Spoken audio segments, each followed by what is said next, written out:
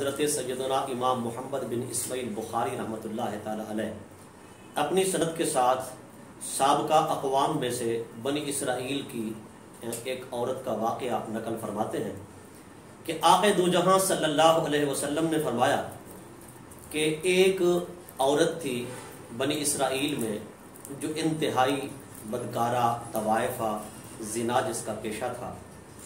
وہ رات دن اسی عمل کے اندر مبتلا تھی. ایک دن وہ سفر پر جا رہی تھی تو اس کے پیچھے ایک کتے کا بچہ لگ گیا.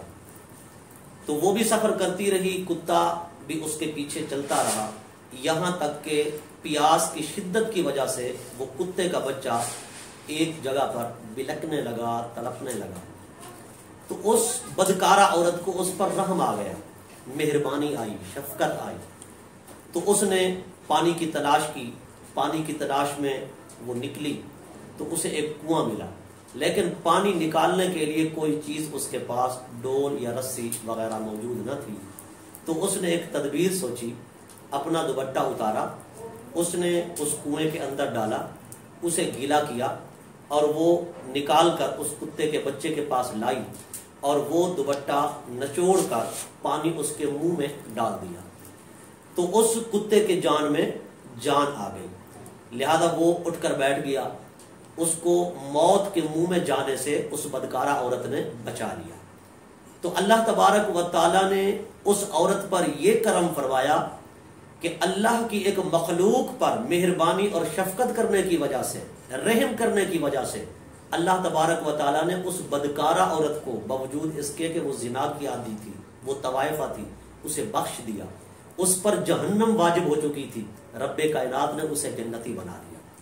آقا دو جہاں صلی اللہ علیہ وسلم نے فرمایا، اے میرے غلاموں، اگر کوئی تر جگر والی چیز پر بھی رحمت، شفقت اور مہربانی کرتا ہے تو اللہ تبارک و تعالیٰ کو بھی اس بندے پر رحم آ جاتا ہے. اللہ تبارک و تعالیٰ بھی اس بندے پر اپنے کرم کی، اپنے فضل کی، اپنی رحمت کی، مہربانی کی، بخشش و مغفرت کی بارش برسا دیتا ہے. تو اس سے یہ ثابت ہوا کہ اگر جانوروں پر بھی رحمت کی جائے، شفقت کی جائے تو اللہ تبارک و تعالیٰ بخش دیتا ہے، معاف فرما دیتا ہے. تو اگر کوئی بندہ اللہ تعالیٰ کی اس مخلوق پر مہربانی کرے، شفقت و مہربانی کرے جو اللہ تعالیٰ کی پسندیدہ مخلوق ہے، جسے اللہ نے اشرف المخلوق قرار دیا ہے، یعنی انسان، اگر انسان پر مہربانی کرے، انسان پر شفقت کرے، انسان کے ساتھ رحم کا معاملہ کرے تو اللہ تبارک و تعالیٰ ایسے بندے کو کیوں نہیں بخشے گا، اس کی بخشش کیوں نہیں فرمائے گا.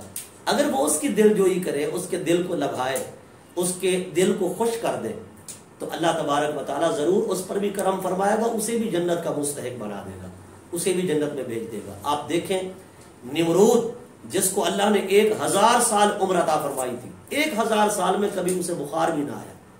فرعون، اتنی بڑی عمر کا مالک، کبھی اس کے سر میں درد بھی نہ ہوا، یعنی کبھی اسے بخار نہ آئے، کبھی سر میں درد نہ ہو.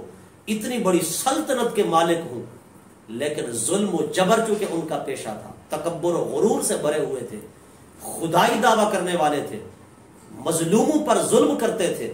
اللہ تبارک و تعالیٰ نے مظلوموں پر ظلم کرنے کی وجہ سے ان کی سلطنت کو تباہ کر دیا. مظلوموں کی بد دعا، مظلوموں کی فریاد، مظلوموں کی آہ اور مظلوموں کا خون ان کی اتنی بڑی سلطنت کو بہا کر لے گیا.